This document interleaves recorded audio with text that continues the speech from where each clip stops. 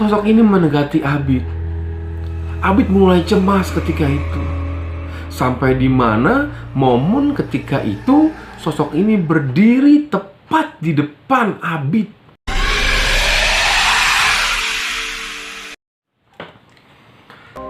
Halo, assalamualaikum warahmatullahi wabarakatuh. Ketemu lagi di channel gua, Adi Satria.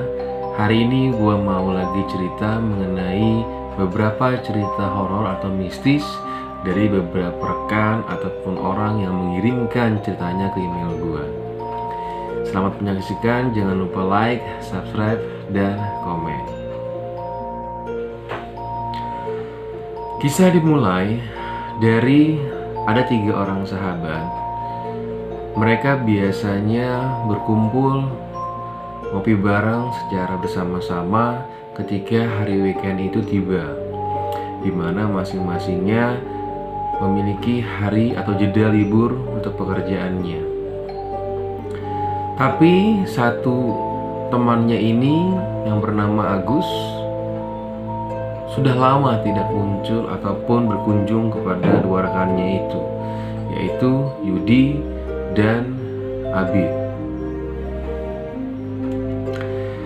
Dalam suatu hari ketika itu Abid berkunjung ke rumah Yudi, di mana biasanya memang base camp awal ketika mereka bertemu itu di rumah Yudi.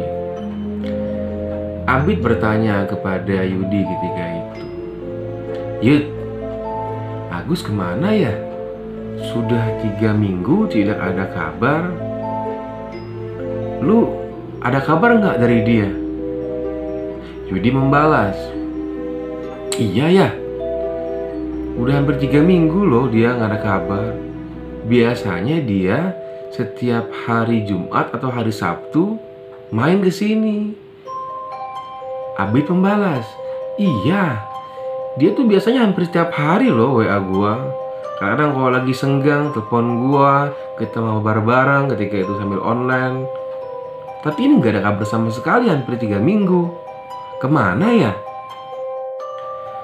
Ketika itu Yudi membalas pernyataan dari Abid.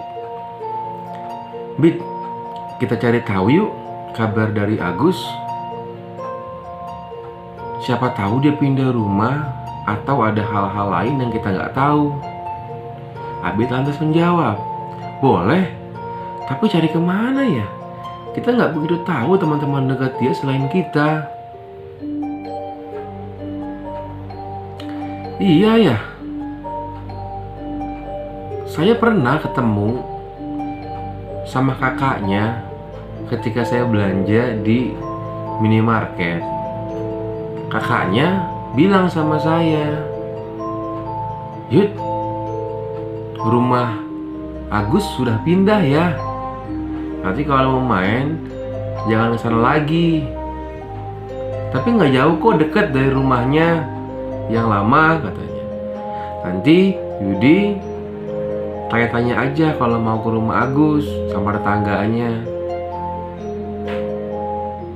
Abid membalas, "Kalau begitu kita main aja ke rumahnya yuk. Kita cari rumah yang baru sambil mencari kabar Agus seperti apa keadaannya sih. Saya agak khawatir dengan keadaan Agus." Selang beberapa hari kemudian, Abid ketika itu ingin pulang dari pekerjaannya. Abid ketika itu masuk shift 2, masuk siang dan pulang pukul 11 malam ketika itu. Di perjalanan pulang, Abid biasa pulang mengendarai sepeda motor, normal-normal saja, tidak ada apapun itu. Sampai pada ada satu titik momen di mana ketika itu Abid ketika sedang berada di posisi tengah jalan, sedang menunggu lampu merah itu menuju lampu hijau. Di depan dari lampu merah itu, di sebelah kiri itu ada suatu taman dan berjejer bangku-bangku untuk orang-orang para duduk. Dan di posisi bangku yang paling tengah, Abid melihat seperti sosok Agus sedang duduk sambil menunduk. Abid masih tidak percaya kalau sosok itu merupakan sosok Agus yang duduk sendiri di taman tersebut. Abid berpikir dalam hati, Agus ngapain ya? Malam-malam di taman sendiri. Dia nunggu siapa ya? Abid ingin nyamperin Agus, tapi posisi dari Abid ini berada di tengah lampu merah. Sehingga mau tidak mau, dia langsung memutuskan untuk pulang ke rumah. Ketika malam sudah semakin malam, Abid memutuskan untuk istirahat ketika itu. Abid coba memejamkan mata supaya bisa tidur untuk besok kembali beraktivitas, bekerja kembali. Tapi ketika Abid sudah memejamkan mata dan sudah tertidur pulas, tiba-tiba dalam mimpi Abid muncul sosok Agus dalam mimpinya. Dalam mimpi itu, Agus seperti datang kepada Abid. Agus berbicara kepada Abid seperti ini. "Bid, ente kemana aja? Kok nggak pernah datang ke rumah saya? Kapan kita ngopi lagi? Ajak si Budi sekalian main ke rumah saya. Rumah saya sudah pindah ya dari yang lama, tapi tidak jauh kok dari rumah yang lama." Abid ketika itu langsung bangun. Abid berucap, "Astagfirullahaladzim."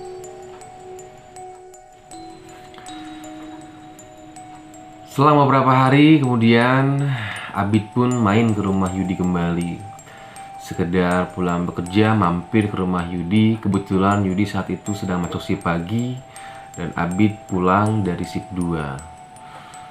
Di sana Abid bercerita mengenai sosok Agus masuk ke dalam mimpinya ketika itu.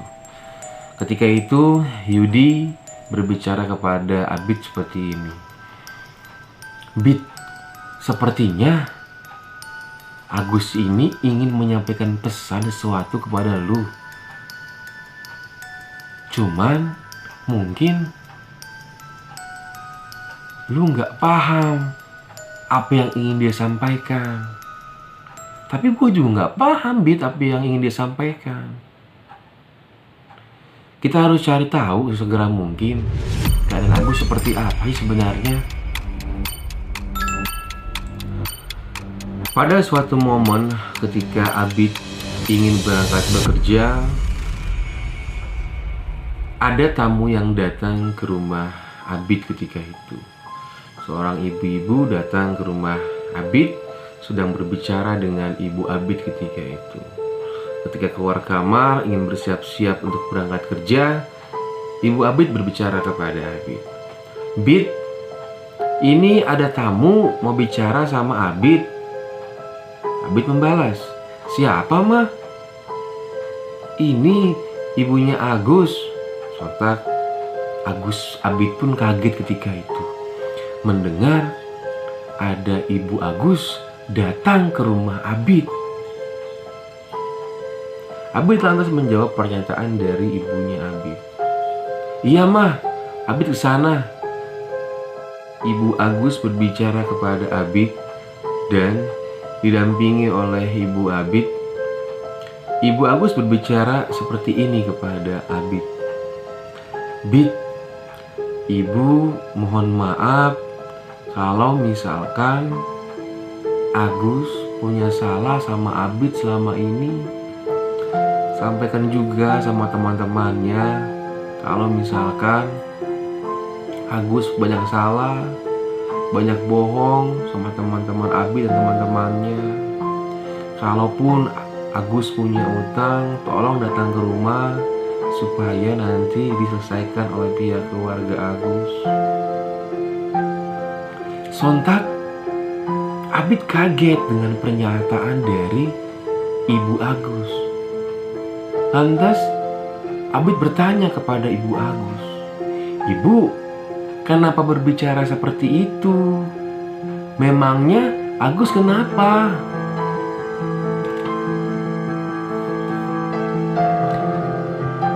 Ibu Agus lantas menjawab pernyataan dari Habib. Agus dalam pekerjaannya beberapa minggu yang lalu mengalami kecelakaan, di mana ketika Agus sedang memasang suatu instalasi di lantai 3, dia terpeleset dan dia terjatuh, kepalanya terbentur meja dan ada pendarahan dalam otak, sehingga Agus ini koma selama 2 minggu di rumah sakit. Dan baru 3 hari ini Agus dinyatakan meninggal dunia. Sontak Abid ini merasa sangat sedih, kaget, dan terkejut. Abid tidak bisa berkata apa-apa kecuali meneteskan air mata, karena Agus ini sangat dekat dengan Abid. Ketika ibu Agus sudah pulang dari rumah Abid pun lantas menghubungi Yudi untuk memberi kabar bahwa Agus temannya telah meninggal. Di mana Yudi pun sama-sama terkejut dan kaget, plus merasa sedih karena Abid dan Yudi tidak mengetahui kabar ini sebelumnya, bahkan tidak sempat datang ke pemakamannya. Selang 2 hari dari kedatangan ibu Agus ke rumah Abid, ketika itu Abid merasa sangat lelah sekali ketika baru pulang bekerja, dan ketika itu Abid memutuskan untuk istirahat. Ketika Abid memejamkan mata, tiba-tiba muncul sosok seseorang tinggi besar datang ke kamar Abid, melewati tembus dari tembok dengan kaki diikat oleh rantai, dan di belakang rantainya ini ada suatu bola besar yang mengganjal sosok ini untuk berjalan. Abid seperti terbangun dalam mimpi, tapi Abid tidak bisa berbuat apa-apa. Dia hanya bisa menyaksikan saja ketika itu sosok ini masuk dalam kamarnya. Ketika itu sosok itu berjalan menuju Abid dengan memakai jubah hitam, tapi sosok ini mukanya seperti sosok Agus ketika itu, walaupun situasi lampu yang sangat gelap. Dan sosok ini memakai jubah warna hitam. Suara rantainya itu bergema sekali dalam telinga Abid ketika itu. Sosok ini berjalan sambil terpincang-pincang karena Abid melihat kaki yang ada rantainya itu berat sekali, bolanya sangat besar sekali. Sosok ini mendekati Abid. Abid mulai cemas ketika itu, sampai di mana momen ketika itu sosok ini berdiri tepat di depan Abid. Abid yang dimana ketika itu posisinya sedang tidur terlentang, tidak bisa bergerak sama sekali. Untuk menggerakkan badan pun tidak bisa, berucap pun tidak bisa. Abid ingin membaca doa untuk melindungi dirinya, tapi tidak bisa. Abid bergetar, keluar keringat, mengucur secara drastis keringat Abid ketika itu. Badan Abid sangat-sangat gemetar ketika itu. Sosok ini terus datang menghampiri Abid sampai di mana momen yang sangat-sangat menegangkan. Sosok ini ingin memasuki tubuh Abid dengan cara menindih Abid ketika itu. Abid ketika itu langsung bergetar sekali. Keringat sangat-sangat mengucur deras seperti itu. Tapi Abid tidak bisa beli apapun itu. Sampai di mana Abid terus mencoba untuk mengucap doa-doa, dan akhirnya Abid bisa mengucap doa ayat kursi. Dan sosok ini pun berdiri secara tiba-tiba dan langsung kabur dengan cara berjalan secara perlahan dan tembus dari tembok. Ketika sosok ini sudah pergi, Abid langsung bisa keluar suaranya dalam berbicara. Ketika itu Abid langsung minta tolong orang tuanya, dan ketika itu Abid langsung mengambil air wudhu dan tidur dampingi oleh kedua orang tuanya. Beberapa hari kemudian, ketika dari kejadian itu, Abid datangi rumah Yudi, di mana ketika itu posisi Yudi sedang off dalam bekerja, dan Abid pun meminta izin kepada pimpinan karena ada sesuatu hal yang ingin diselesaikan oleh Abid ketika itu. Dalam momen tersebut, Abid langsung mengajak Yudi ingin mengunjungi rumah dari Agus seperti itu. Ketika itu, Abid sudah sampai ke rumah Agus didampingi oleh Yudi. Di sana Abid disambut oleh kedua orang tua Agus. Di sana Abid bercerita mengenai beberapa hari ini, apa yang Abid alami ketika itu. Bahkan sampai dimimpikan oleh sosok hitam pun diceritakan oleh Abid kepada Ibu Agus ketika itu. Dan endingnya adalah Abid serta Yudi ingin berziarah ke makam dari Agus supaya semuanya dapat selesai, supaya pikiran Abid pun dapat lega dan semua dapat ikhlas atau mengikhlaskan kepergian Agus seperti itu. Ketika Abid sudah mengetahui letak dari pemakaman almarhum Agus, Abid berserta Yudi langsung menuju lokasi dari pemakaman Agus. Dalam perjalanan menuju tempat pemakaman Agus, ada sesuatu hal yang mengganjal dalam diri Abid dan Yudi ketika itu. Abid ini tahu persis dan Yudi pun tahu persis letak pemakaman ini tuh berada di mana. Tetapi mereka hampir 1 jam berkeliling di wilayah tersebut, tidak mendapati pemakaman itu. Tidak terlihat sama sekali pemakaman tersebut. Sampai di mana momen ketika itu Yudi berbicara kepada Abid ketika itu. Bid, kita pulang aja yuk. Udah pusing. Udah muter-muter mulu tempat ini. Udah hampir 5 kali kita muter-muter tempat ini, tapi gak ketemu juga makamnya. Abid membalas ketika itu, sabar Yud, istighfar. Kita mungkin lagi diuji sama Allah. Mungkin ada sesuatu hal yang kita gak tahu itu apa, sehingga kita sulit banget untuk nemuin makam dari Agus ini. Insya Allah kalau kita sabar, kita pasti nemuin. Yudi membahas ketika itu, tapi gue udah pusing, gue udah capek banget. Gue pengen pulang aja. Abid lantas menjawab, kita istirahat sejenak aja yuk di warung yuk. Siapa tahu dengan istirahat kita nanti pikiran kita sudah tenang, sudah dingin, sudah adem pikiran kita. Nanti kita pasti ketemu makamnya dari almarhum Agus. Dalam suatu momen ketika Abid beristirahat dengan Yudi di salah satu warung, mereka naruh motor, naruh helm, dan langsung duduk di warung tersebut. Mereka kaget.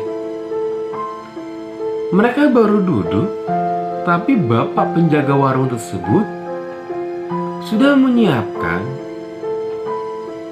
2 gelas air putih untuk mereka minum gitu loh.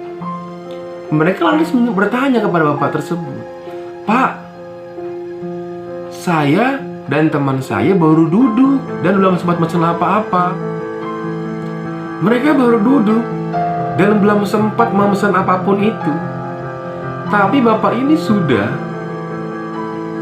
menawarkan mereka untuk minum 2 gelas air putih. Sontak Abid ketika itu bertanya kepada bapak ini, "Pak, kami berdua baru duduk, belum memesan minum apapun itu. Kok bapak sudah nawarin kamu minum?" Bapak itu lantas menjawab, "Dek, tolong diminum saja. Insya Allah semua akan terang. Jangan lupa baca bismillah." Mereka kaget. Yudi lantas bertanya lagi kepada bapak tersebut, "Pak, maksud bapak ini apa sih? Kami nggak paham." Bapak ini menjawab, "Adek minum aja dulu air putih ini. Nanti baru bapak jelaskan maksud dan tujuan bapak itu apa." Dalam situasi tersebut, akhirnya Yudi dan Abid meminum air putih tersebut diiringi dengan membaca bismillah terlebih dahulu. Ketika Yudi dan Abid telah meminum minuman tersebut, lantas bapak ini berbicara kepada Abid dan Yudi, "Kamu dari tadi bapak perhatikan lewat sini terus. Bapak awalnya sempat curiga sama kamu kalau kamu ini orang jahat. Tapi ketika bapak melihat ada sesuatu hal yang mengikuti kamu, yang menghalalin kamu, makanya bapak berpikir sebaliknya terhadap kamu berdua. Dan atas izin Allah, kamu digiring ke sini untuk bersilaturahmi dengan bapak." Ketika suasana sudah mulai membaik, sudah adem pikiran dari Abid dan Yudi, ketika itu mereka memutuskan untuk langsung menuju pemakaman dari Agus.